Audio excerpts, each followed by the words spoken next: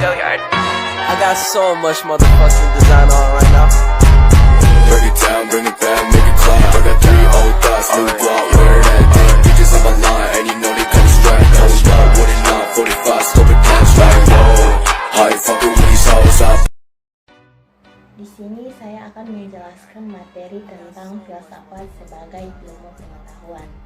Nah, sebelum ke materi, sebenarnya apa sih itu filsafat? Jadi, filsafat itu berasal dari bahasa Yunani filosofia, yang berarti kebijaksanaan.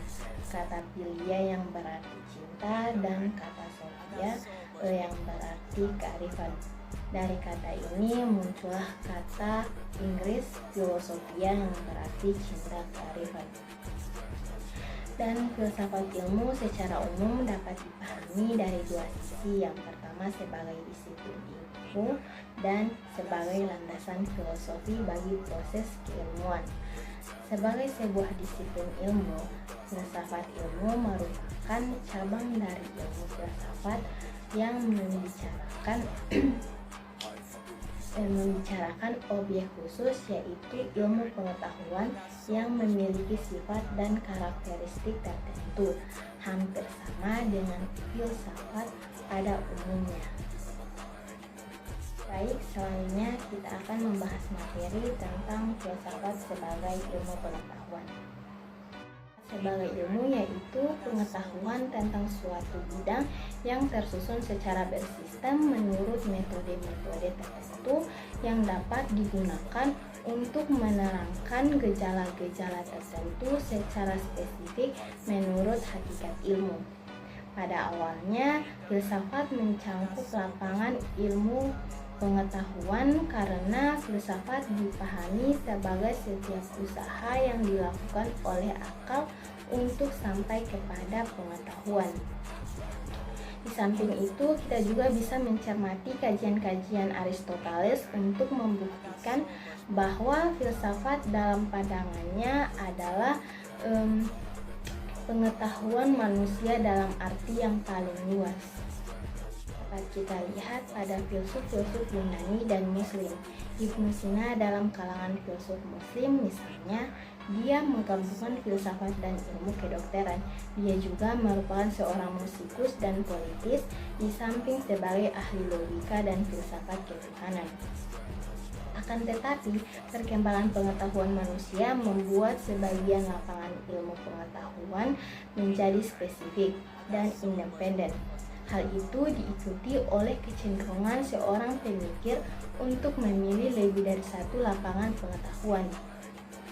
Selanjutnya, kita akan membahas materi tentang hubungan filsafat dan ilmu pengetahuan. Filsafat dan ilmu pengetahuan. Hubungan filsafat dengan ilmu pengetahuan dapat dirumuskan sebagai berikut. Yang pertama, filsafat mempunyai objek yang lebih luas, sifatnya universal. Sedangkan ilmu-ilmu pengetahuan objeknya terbatas, yang khususnya lapangannya saja. Yang kedua, filsafat hendak memberikan pengetahuan atau pemahaman lebih dalam dengan menunjukkan sebab-sebab yang terakhir. Sedangkan ilmu pengetahuan juga menunjukkan sebab-sebab tetapi yang tak begitu mendalam. Yang ketiga, filsafat memberikan sintesis kepada ilmu pengetahuan yang khusus, mempersatukan dan mengkoordinasikannya. Yang keempat, lapangan filsafat mungkin sama dengan ilmu pengetahuan, tetapi dari sudut pandang. Jadi merupakan 2 pengetahuan yang tersendiri. Selanjutnya, materi tentang filsafat sebagai pandangan hidup.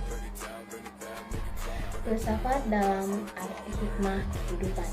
Dalam arti ini, filsafat dipahami sebagai orientasi yang mencerahkan kehidupan sesuai dengan tuntutan akal. Filsuf bukanlah seseorang yang hidup dalam menara gading dan mengasingkan diri dari kehidupan masyarakat, seperti yang selama ini digambarkan oleh banyak orang. Bahkan, filsuf adalah pribadi yang hidup menyatu dengan masyarakat dan berbagai persoalannya. Dialog pemikiran dan diskusi filosofinya merupakan sebuah proses berhadapan dengan realitas yang memiliki ciri positif. Yang kedua, tentang filsafat hidup. idealisme dan positifme, timbullah yang disebut orang filsafat hidup. Idealisme meletakkan segala kesungguhan pada rasio atau idea, sedangkan positivisme mengatakan bahwa ilmu sajalah yang dapat menjadi renungan dasar filsafat. Bagi filsafat hidup, bukanlah rasio itu cukup untuk berfilsafat. Berfilsafat barulah mungkin jadi rasio itu terpadukan dengan seluruh kepribadian, sehingga filsafat itu tidak hanya mengenai ada yang mengumpulkan kehendak, hati dan iman atau kepercayaan, pendeknya seluruh hidup. Akhir, filsafat manusia.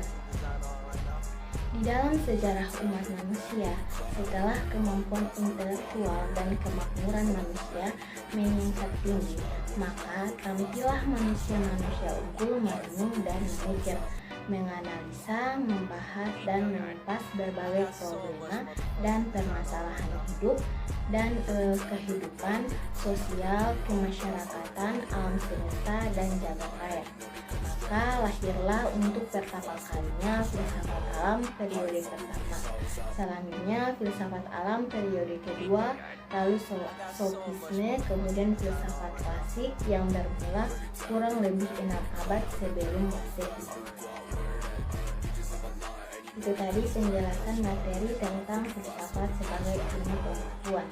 Jadi kesimpulannya yaitu filsafat dipahami sebagai setiap usaha yang dilakukan oleh akal untuk sampai kepada pengetahuan. Pada hakikatnya filsafat dan ilmu pengetahuan tidak dapat dipisahkan karena filsafat membutuhkan peranan ilmu pengetahuan. Sebaliknya ilmu pengetahuan membutuhkan peranan filsafat. Filsafat dipahami sebagai orientasi yang mencerahkan kehidupan sesuai dengan tuntutan akal. Bagi filsafat, bukanlah rasio itu cukup untuk berfilsafat. Berfilsafat barulah mungkin jadi rasio itu terpadukan dengan seluruh kepribadian, sehingga filsafat itu tidak hanya mengenai ada yang mengikutikan kehendak hati dan iman atau kepercayaannya seluruh hidup.